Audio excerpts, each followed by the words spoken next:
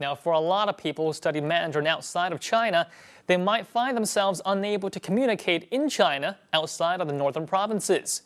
Now, you will quickly realize that the majority of the nation speaks regional dialects that are unique to that specific geographic region, and that these dialects are not mutually intelligible with Mandarin Chinese.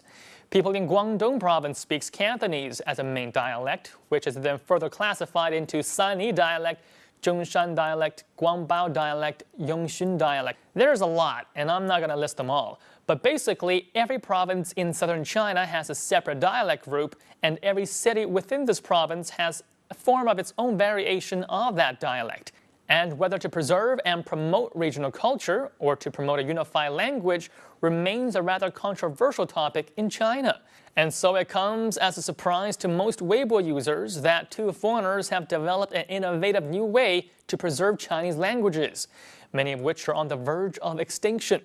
Kellen Parker and Steve Hansen started an open archive ethnographic project in 2009. Both were worried that the strong presence and promotion of Mandarin in China would speed up the disappearance of the various Chinese dialects. Chinese internet users are both surprised and touched. Why would a couple of foreigners want to preserve Chinese culture? Well, let's take a look at some Weibo reactions. Two Americans doing what the Chinese should do themselves. Look at how much they love Chinese culture. They treasure it more than ourselves. It is true that dialects are disappearing gradually. Many young people today can barely speak their original native dialect, and there is no real interest to learn their regional dialects.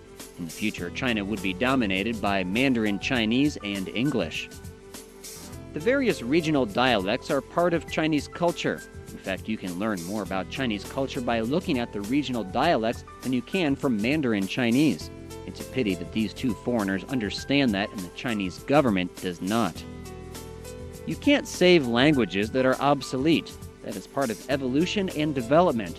In the future, more languages would become obsolete and the world would only speak a few languages. Instead of looking at it in a negative way, you can also look at it in a positive way, since people would be able to better understand each other. The Chinese government's strong push to promote Mandarin is damaging to the regional culture and identities of the various local areas. They are essentially destroying Chinese culture.